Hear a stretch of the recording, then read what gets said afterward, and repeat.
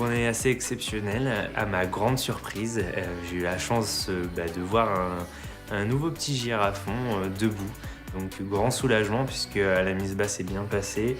Le petit girafon va très bien. Quand tout se passe bien comme ça, on est juste trop contents. C'est incroyable.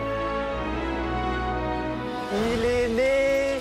Oh, quand? Cette nuit. Ah, souvenir. Ah, ça y est, il est né. Non.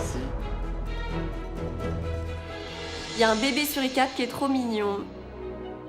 On pense que c'est un mâle, mais ça n'a encore pas été vérifié. Alors moi, je l'ai surnommé Tyson. C'est une belle surprise parce que ça faisait un petit moment qu'on n'avait pas eu de reproduction chez les suricates. Et puis, c'est vraiment adorable en fait.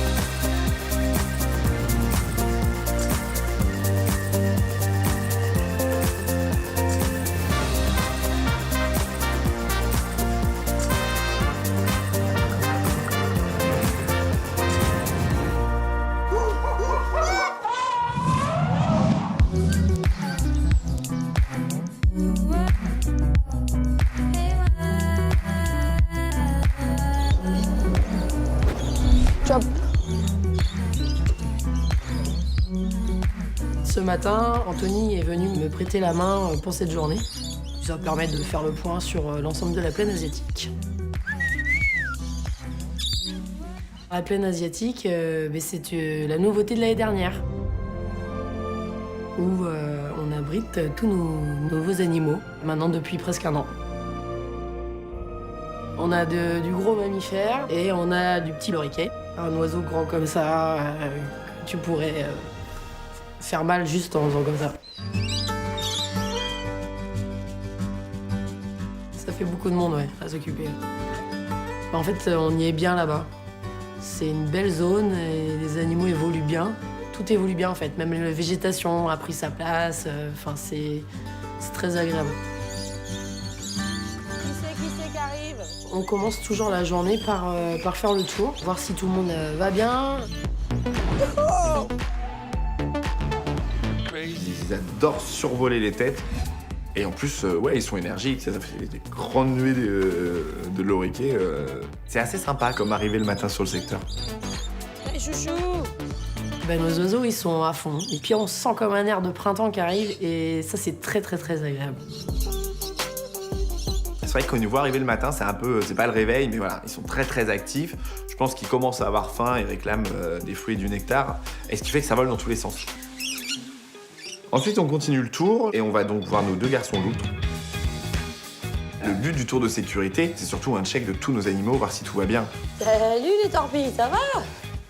Eux, ils sont au taquet le matin, et donc Sam s'occupe de leur donner les vitamines pendant que moi je nettoie. En fait. Hop. Après être passé avec les loriquets, je suis en train de manipuler du poisson. On est dans la polyvalence. Voilà. C'est très très intéressant aussi. C'est vif, c'est joueur. Toda et Knoll. D'Arien, ils en font un jeu. C'est génial. C'est à découvrir, vraiment. Il y a quand même 2 tas de caca. Mais Anthony, elle fait genre oiseau, je bouson, les crottes. Genre le minot, quoi. Tout droit, tout droit, tout droit. Midi pour toi. Midi. Je chauffe. Ah oui, d'accord. Ah oui. Ah, voilà. Surtout que les loutrons, en fait, ils font des tas à gauche et à droite de l'enclos. Et donc, t'en trouves une, t'as trouvé tout le tas, quoi. Ok, celui-là, c'est bon. Celui-là, c'est bon. Et l'autre? Enfin, c'est gros comme ça, en plus, hein. Là. Ah oui, d'accord. Non, ils font pas des gros tas, c'est pas vrai. Non, c'est assez discret, puis c'est vrai qu'ils nous remuent un peu la terre partout dans l'enclos, donc voilà, je suis passé devant, je fais rarement, et au final, c'est un nouveau secteur, donc je connais pas les habitudes de chacun, donc ça, est là pour me les apprendre, je compte sur elle. On se dirige ensuite au chat pêcheur. Là, on est dans le félin, maintenant. Et déjà, l'idée, c'est de rentrer mes chats La distribution de nourriture. Bah, elles sont où? Voilà. Elles sont pas là. Elles sont où? Sauf qu'en fait, ce matin, elles veulent pas rentrer. Allez, Mimi!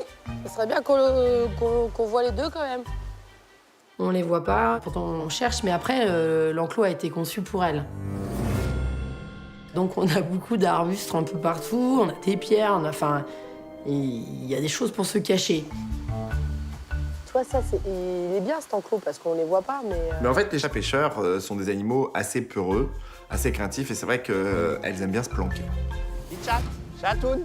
On va voir si de l'extérieur, en fait, si de l'allée, on arrive à voir les deux. Ça y est, les deux. Tu la vois où? À droite.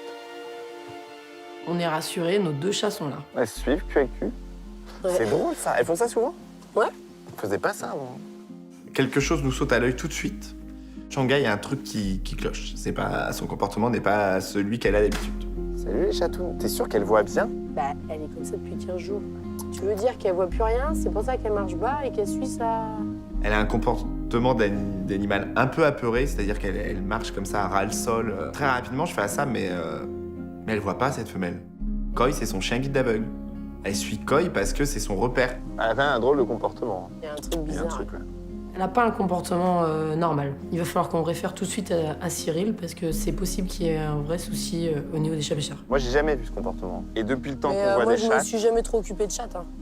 Direction les rhinos. Bis et Bali nous attendent.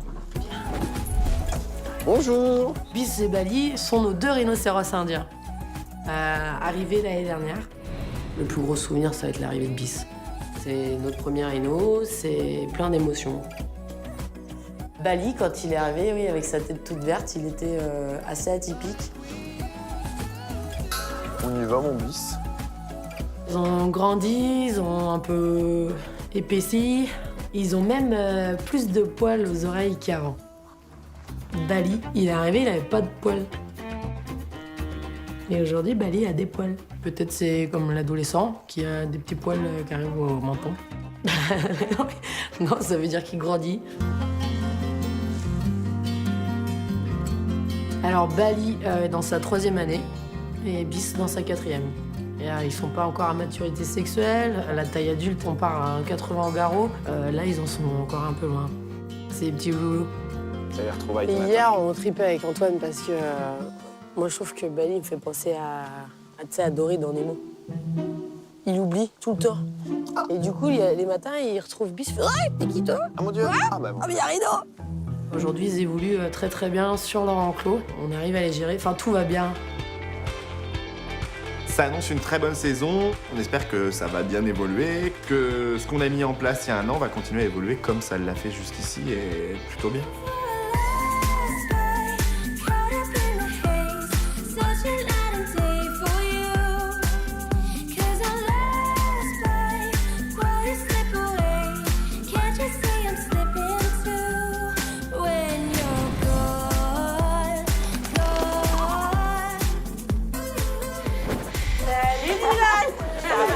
Ça va? Bah oui. Ça va et toi? Bah ça va, merci, salut. Ce matin, Dylan nous rejoint à la fauconnerie. Dylan va faire un stage de 3 mois avec nous. Il a déjà fait un stage là pendant l'hiver, pendant lequel ça s'est très bien passé. Donc voilà, il nous rejoint à nouveau pour commencer la saison. La grosse arrivée de Dylan. Non, là, ce qui va être sympa, c'est que tu vas plus découvrir le côté rapace. Je m'appelle Dylan, j'ai 20 ans et je suis stagiaire au zoo La Flèche. Ça va les oiseaux? Ça va les titis? Depuis tout petit, j'ai la passion pour les animaux. Ici, on a plus de 40 espèces, avec un total de plus de 200 animaux en fait. Alors là, j'ai un couple de grandes perruches à moustache, donc les vers du fond. Ensuite, j'ai 8 ou 12 canaris. Ensuite, il y a une vingtaine de mandarins, de la colombe diamant, de la perruche élégante. Au sol, j'ai ceux qui ramassent les graines pour éviter le gaspillage, donc c'est les cailles des blés, et j'ai un couple de pigeons wonga. Au début, je ne pensais pas en avoir autant. J'ai commencé par des poules, en fait, que mon père m'avait acheté sur un marché. Et après, j'ai eu des becs crochus. Et maintenant, c'est plus les oiseaux insectivores. C'est un faisan doré. Donc celui-ci, c'est le mâle. Et on peut voir juste devant, c'est une jeune femelle. Il est en train de faire la cour à la femelle. La saison de reproduction va attaquer. Mon but, c'est de devenir soigneur animalier. Et peut-être par la suite, dans quelques années, peut-être dans 10 ans, que j'aurai une ferme pédagogique avec des animaux comme des wallabies de Bennett, des grues, des choses comme ça. Et peut-être plus tard être responsable d'un secteur en parc zoologique ou même ouvrir un parc zoologique. Ça va? Ça va. T'es prêt? Ouais, nickel. Bon. Là, l'idée, c'est qu'on lui apprenne le maximum de choses au niveau des manipulations rapaces et de tous les oiseaux qu'on va présenter en spectacle. Et d'ailleurs, on aimerait bien qu'il participe au spectacle avec nous. Carrément. Hop, merci. Bah, je pense que pour lui, c'est un beau challenge et une belle expérience. Je pense qu'il est très content, mais sûrement un peu stressé. Je pense qu'il va se mettre la pression. Alors, Barbara décide d'aller sur l'aire de spectacle pour faire voler les kookaburras en filière. c'est bon? On accroche leur jet sur un fil. L'oiseau peut pas partir parce que nous, on tient le fil, en fait. Donc, la filière. Le fait qu'il y ait un fil, en fait, c'est rassurant. Il y a moins de risque d'évasion. Non, c'est tout un coup de main.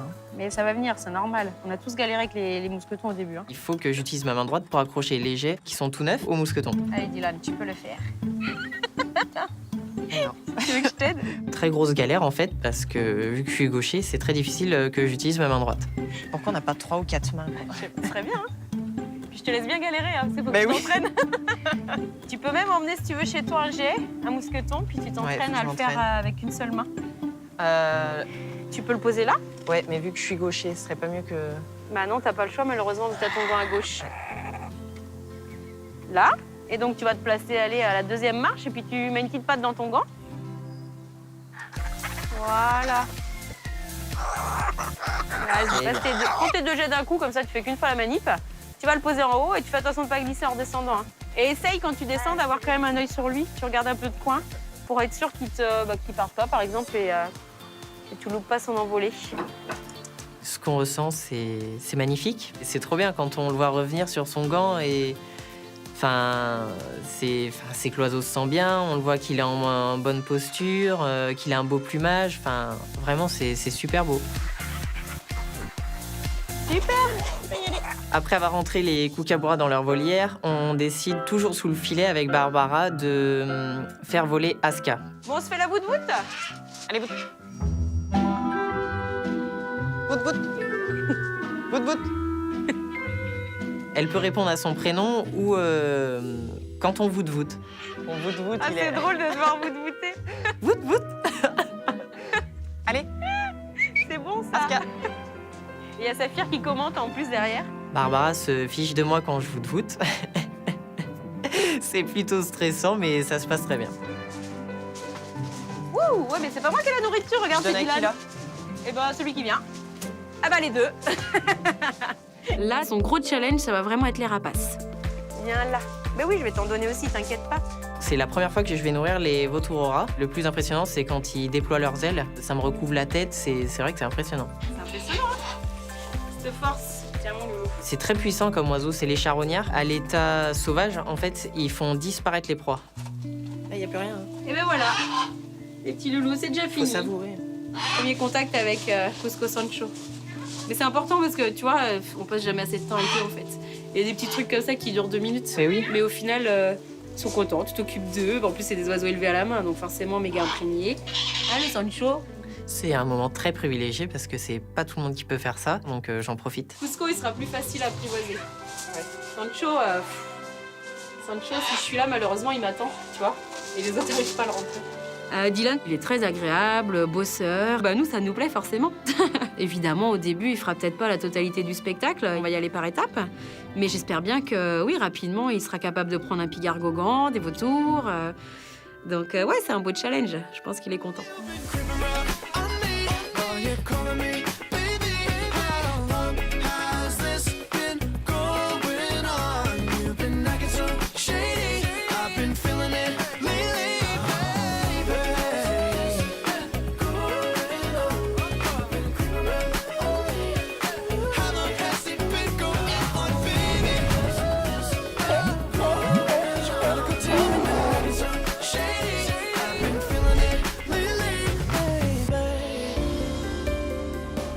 J'attends Bérénice devant les loges polaires pour donner les médicaments à Cathy. Oh, la poupette jolie.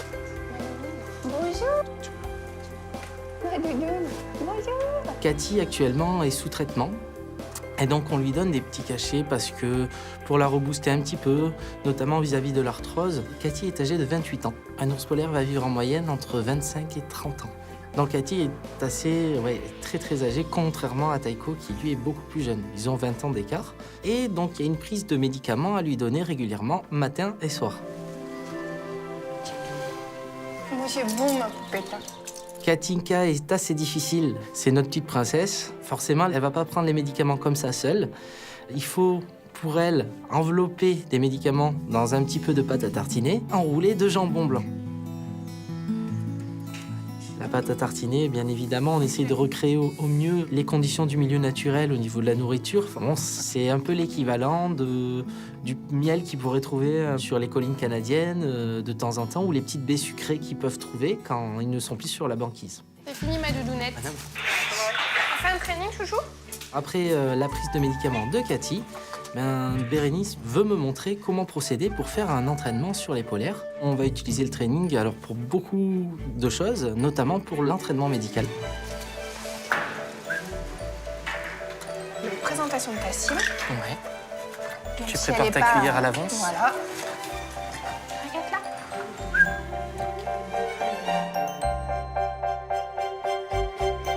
C'est très impressionnant. Voir l'animal devant qui joue, entre autres, pour lui c'est du jeu, mais qui est coopérant, et puis on arrive à avoir des progrès phénoménaux, c'est génial. Il y a une différence aussi entre le up en Ouais. étant accroupi et le up. Taiko, up. Ok. Donc tu bridges le mouvement Ouais. Et tu viens comparer ça, ouais. et on récompense le plus haut qu'on peut. Moi je fais 1m12 donc. C'est vrai que c'est très impressionnant. Taiko, on pense qu'il serait dans les 3 mètres de hauteur seulement. Donc facilement, c'est vrai qu'on se sent tout petit devant et on fait pas le malin. Attends, je vais t'ordonner, Loulou. Dans ce moment, on oublie tout, on est là en train, je touche un ours polaire, c'est incroyable. Ça, allez, c'est good. Ok. À tout à l'heure les chouchous.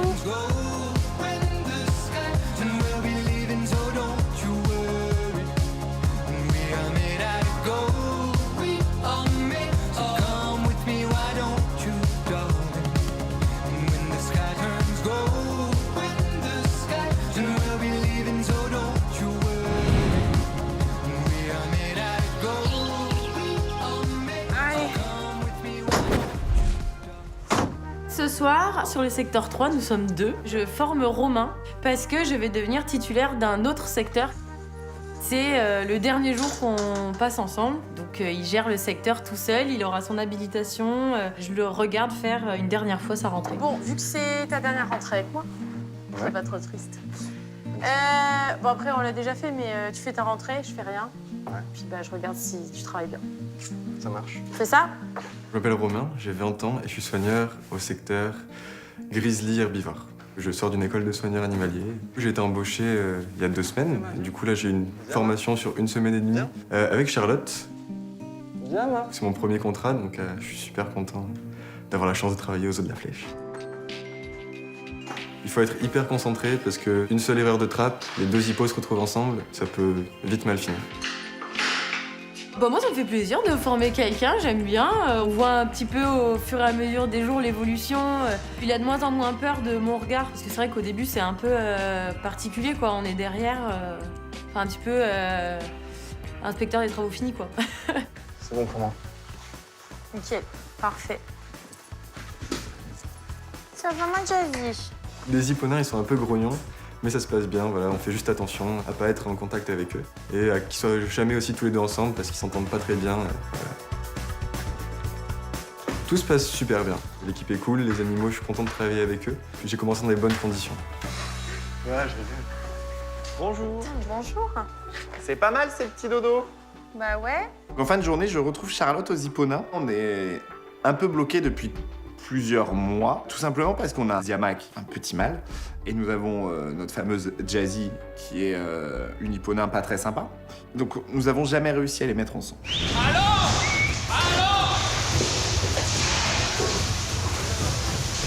Bon, c'est pas gagné la mise en contact, les gars. En fait, on a compris différentes choses. Déjà, on a compris qu'il était impossible, très compliqué, de mettre en contact 2 individus, un mâle et une femelle, si le mâle n'est pas plus gros que la femelle. La seconde chose, c'est les animaux qui aiment se cacher, qui sont jamais à découvert. Donc l'idée, c'était avec Charlotte d'apporter une solution pour qu'ils aient des endroits un peu plus fermés pour se cacher, donc des cabanes. Et les bambous comme ça, ils te les abîment pas trop? Bah, ceux-là, c'est pour qu'ils les mangent. Donc, mais on les change. Après, les autres, non, ils peuvent pas. Donc en fait, Charlotte me montre ces cabanes à Ipona, qui sont très bien. Elle a mis en fait des bambous au-dessus de la grande loge. Bah, ça leur fait un peu un couvert, ça apporte quelque chose et on a vraiment l'impression que ça les apaise un petit peu. C'est génial de faire des aménagements, de voir que ça marche et surtout que ça aide nos hippopotames à mieux se sentir. Je suis trop contente pour eux. Et ça fait plusieurs fois, mais je sais pas s'il le faisait avant, je pense. Ils grognent les deux. Oui, c'est toujours pareil par contre entre les deux. C'est elle aussi, elle est hyper agressive encore. Mais de toute façon, il est pas assez gros. Donc tout va bien, le mieux ce serait d'arriver à les mettre ensemble. On sait que c'est compliqué, donc déjà il faudra qu'on arrive à les mettre ensemble à un moment ou à un autre pour de la reproduction, mais de là à les faire vivre ensemble toute l'année c'est compliqué, donc il nous faudra un deuxième angle. Moi j'aime bien quand on ferme cette porte la nuit. D'accord? Très bien, chef.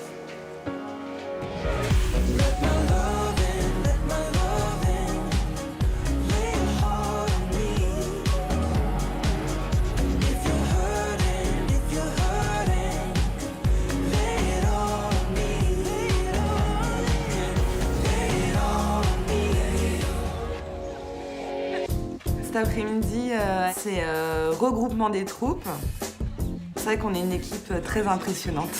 Puis en plus, voilà, on vient chacun de nos côtés, quoi. Nous, on est l'équipe coulisses, il y a le complexe, les oiseaux. Donc en fait, on se retrouve tous, voilà, vers l'enclos girafe.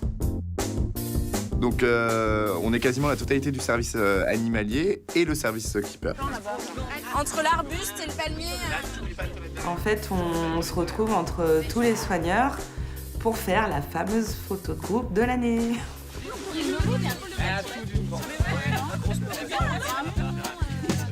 On est un peu comme les élèves à l'école en fait. On a notre photo de groupe annuelle au zoo de la Flèche. Nous, c'est pas la rentrée des classes, hein, mais c'est le début de la saison. Année 2018. Salut les meufs. Alors en fait, cette photo de groupe est née en même temps qu'une saison zoo. Cette photo de groupe, on va l'imprimer sur des cartes en fait et qu'on enverra aux enfants en fait qui nous écrivent, qui nous font des dessins, qui nous font des cadeaux. Une photo rappelle plein de souvenirs aussi, donc c'est un petit peu marqué l'histoire du zoo, qui était là. On sera content de voir et peut-être de montrer à nos enfants, petits-enfants. Moi, je vous prends les pieds, ouais. C'est un vrai bazar collégial. Tout le monde a sa petite blagounette. Pour avoir les 5 secondes où tout le monde dit Wistiti. Les gars,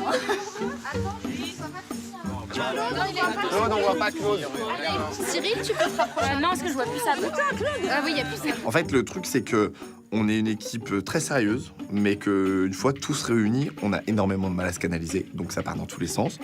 On discute dans tous les sens parce que forcément, il y en a que... L'équipe est grande maintenant, ce qui fait qu'on est tous éparpillés dans le zoo. Moi, j'ai la chance de voir tout le monde quasiment tous les jours, mais c'est pas le cas de tous.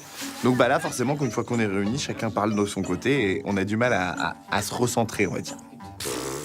Ben oui, mettre des soigneurs tous ensemble, mettre notre équipe soigneurs tous ensemble, ça n'est jamais sage. Mais c'est ça que j'adore. Girafe. Ah oui, mais les trucs en i. Otari. Otari. On dit, c'est un peu long, d'accord. Cyril a enlevé les bras. Merci beaucoup, merci à tous. Merci beaucoup. Et donc, bilan, il n'y a pas une photo réussie où tout le monde est correct dessus. Donc je sais pas ce que ça va donner, mais je pense qu'il y en a qui vont être moches. Bah tant pis, on va choisir la moins pire. Donc j'ai déjà vu la moins pire. Voilà, tout le monde est bien, sauf Sab. Sab, je t'annonce, tu ne regardes pas l'objectif sur la photo qu'on a choisie. Et ils auraient pris la seule photo où je regarde pas. Je suis désolée les fans. Je ne comprends pas. Ils voulaient voir que mon côté. C'est mieux comme ça. Hein.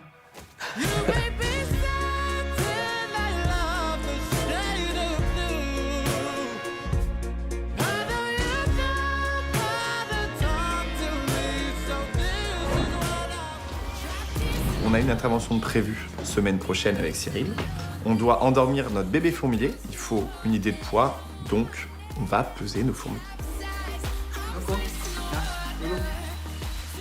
Notre balance est un peu bizarre aujourd'hui. 12,5. C'est pas bizarre comme poids, c'est un poids qui pourrait correspondre. Sauf que quand on le fait descendre et remonter, 15. Là, on a quand même un gros doute. On entend un appel en urgence qui nous demande de venir au plus vite aux girafes. Le girafon est au sol. Il se relève pas. Bah voilà, c'est un peu la panique parce qu'on sait pas ce qu'il a. Ce qui se passe dans ma tête, plein de choses. Je m'imagine le pire. J'attends vraiment le verdict de Cyril.